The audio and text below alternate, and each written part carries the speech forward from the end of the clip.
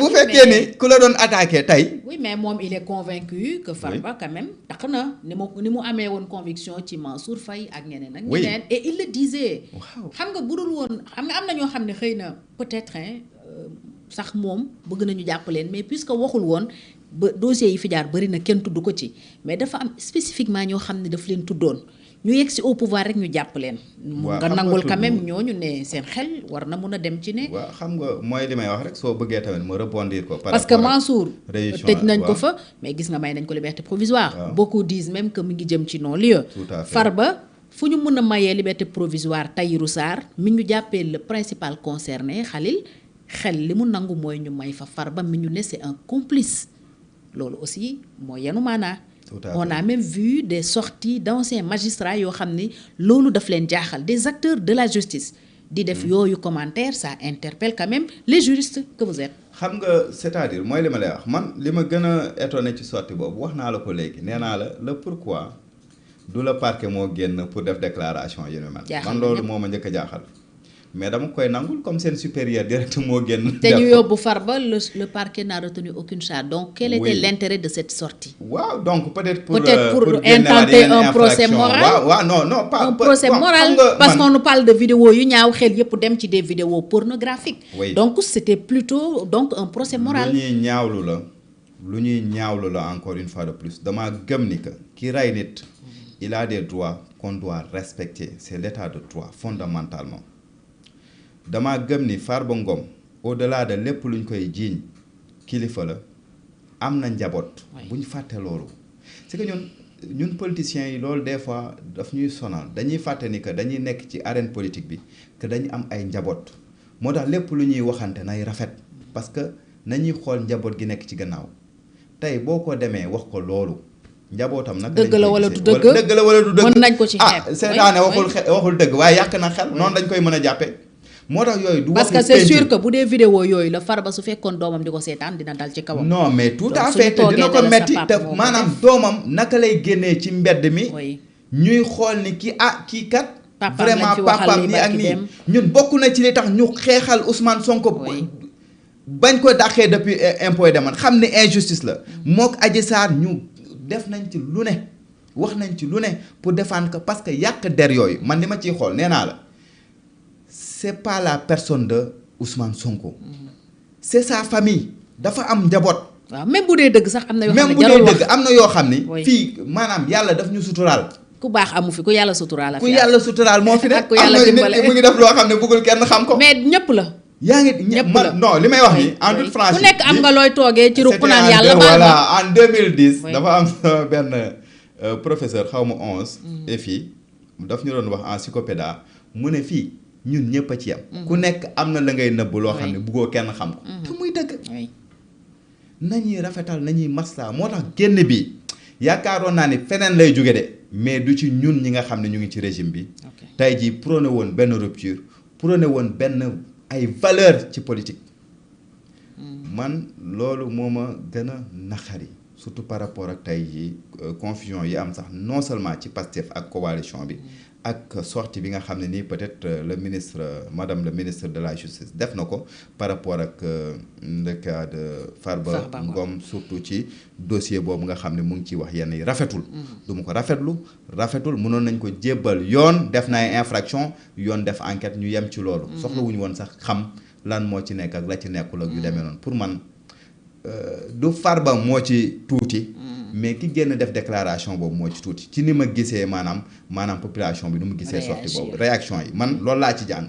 parce que pour man ñëpp condamné nañ ne ni loolu waruñu ko woon génn te waruñu di fësal yu ni mel sunu dëkk bi parce que rafetul li gën a tuutal déclaration bi sax mooy biñ demee ba parquet le procureur retenirul benn charge contre Farba même si nee nañu c'est l'immunité parlementaire qui a pesé mais immunité parlementaire dañ koy yëkkati parce que biñ ko bëggee topp ci lii dañu yëkkati immunité parlementaire mais avocat bi nee nañu le substitut dafa ne y a même pas de délit voilà y a pas de flagrant délit bon oui y a pas de flagrant délit bi nga xam ne ni honnêtement mënoon nañ ko poursuivre directement sans pour autant ñuy xaar lever immunité parlementaire am parce que c'est un fait bi nga xam ni ba muy am kenn yëgul. c'est pas lu flagrant donc ñoom ñoo def seen enquête ci biir wala seen i contrôle ba gis ko. depuis décembre. donc téye ko boobu ba léegi donc pour man mënoon nañ ko. jégal ba Farba am liberté provisoire war a génn. war a génn ñu indi ko teg ci table bi. je pense que yooyu yëpp vraiment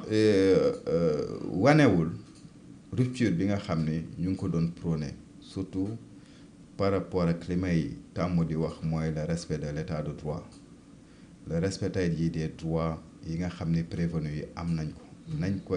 nañ koy fàttaliku nañuy fàttaliku fu ñu jógee nañuy fàttaliku Ousmane Sonko te xam ni leçon la ci lu mu dund ci lu mu jaar ci politique leçon la bi nga xam ne ñun ñëpp daf ñu war a servir de leçon ñu ciy jàng di ci moytu lu bari ñun ñëpp war nañ jàng ci comment on appelle ça le président de la République bi nga xam ne benn poste la def ñu jàpp ko ci tëj ko ci kaso ñun ñëpp war nañ jàng suñu biir ñun jamonoy Macky Sall ne daan nañ benn moment def émission ba pare ne bu ñu wàccee ñun fii wala bu ñu génnee boo moytul auto police ak ñuy xaar ak yu demee noonu yooyu nañ ci jàng leçon day rafetal. sur le cas Farba gisoon ne sax yéen a ngi topp effectivement ci tànk régime bi par rapport ak li ñu leen doon tuumaal boobu mooy ci dossier Adji Sarr ndax ba muy dem di wuy ji le doyen des juges Feu Samba Sall yàlla na ko yàlla yërëm am nañu jàpp ne li tax woon préfet bi provoqué coow loolu ci rond-point Mermoz bi ba ñu jàpp Ousmane Sonko pour trouble à l'ordre public c'était parce que dossier bi xëy na solidul woon solidité bu tax ñu gëm ne wala mu leer leen ne suñ yeggee Samba Sall dina ko envoyé en prison est-ce que du ko bàyyi mu dem peut-être ubbi enquête parce que y avait des failles dans l'enquête comme ni ñu ko doon waxee tey ñu wax Farba 125 milliards mujjee ci ñaari téléphone ay vidéo yu mu doon partagé ay appels yu mu doon def Maroc Bangladesh fii ak fële est-ce que tam du dossier bi Khalil juriste nga dama bëgg a am sa raisonnement de juriste est-ce que tey effectivement mënuñu xalaat ne c'est parce que y a rien dans le dossier des 125 milliards qu'on nous sort des histoires de 2 téléphones portables d'appels téléphoniques de transactions financières et de vidéos yu ñaaw. waaw xam nga tey su ma bëggee sol casquette juriste c'est-à-dire c'est pour entrer dans le fond des non des pas dans dossiers. le fond nañ yem ci surface bi li ma la fi tegal nii rek. mooy li ma lay wax loo si c'est xalaat par exemple surtout par rapport ak. ban raisonnement constatation lañ des si war faits a am ak infraction yi nga xam ni. def na ko wala yu demee noonu mooy li may wax su ministre bi génnee ba wax ni Farba def na lii gis nañ ci moom ay portable alors que mu ngi nekk pavillon spécial c'est un délit infraction la ak noo ko mën te parce que yor na ay objet yi nga xam ni dañ koy tere moom en étant benn prisonnier mu yor ko dañ koy tere délit la.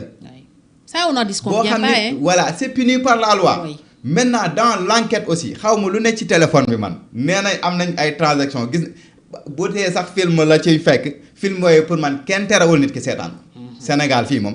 kenn terewul nit duñ ko rafetlu nag. joué ko la ñuy tere waaw joué ko la ñuy tere mais seetaan ko moom kenn terewu ko fi comme yeneen dëkk yi. yenn am na yenn dëkk yu ñu koy tere.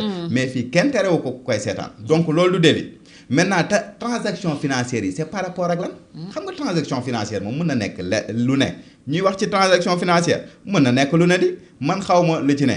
maintenant li mu mën a y en a même qui parlent de complot contre l'État mais bon. bon complot contre l'État ça dépend xëy na dossier bi dans le fond bu génnee nit ñi dañ ko xam maintenant li ma bëgg a wax ci loolu par rapport ak reddition des comptes mu am solo wi nga xam ni bokkoon na sunu promesse électorale yi nga xam ne ni yàgg nañ ko def Sénégalais yi voilà su ma toogee actuellement di dégg naan y a pas la reddition des comptes dama naan ñun fa lañ ne ah oui ci ban Sénégal lañ ne bañ na y a pas la reddition des comptes lan mooy reddition des comptes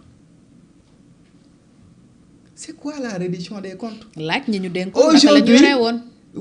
laaj voilà ña ñu dénkoon yenn yi gis ñu jëf ci jëf ja nga xam ne nii rafetul méngoowul ak nañ ko waroon doxale waa mais tey su ma demee ba nga xam ne ci ñun dans le régime même en place dañuy critiquer le gouvernement ci loolu wala sax le président de la république sax la ñuy critiquer naan moo reddition des comptes moom moo ko gàllankoor bugg ko.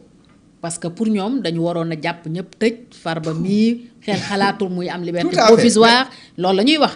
Mansour Faye warul am liberté provisoire ñuy wax loolu c'est ça qu'ils disent. dama lay jox firnde ne y a bel et bien la reddition des comptes reddition des comptes bi am fii musul am jamonoy Senghor musul am jamono Abdoulaye Wade musul am jamonoy Diouf ak jamonoy Macky Sall. li mu taroon tar mais tey ñaata rapport lañ jël jox ko pôle judiciaire financier ñaata nit lañ wax ni woo nañ leen ñaata milliards lañ wax ni récupéré nañ ko. ñaata lañ récupéré. ah ba parquet bi génnee de waxoon nañ ñaata milliards mais dama ko jàppatul.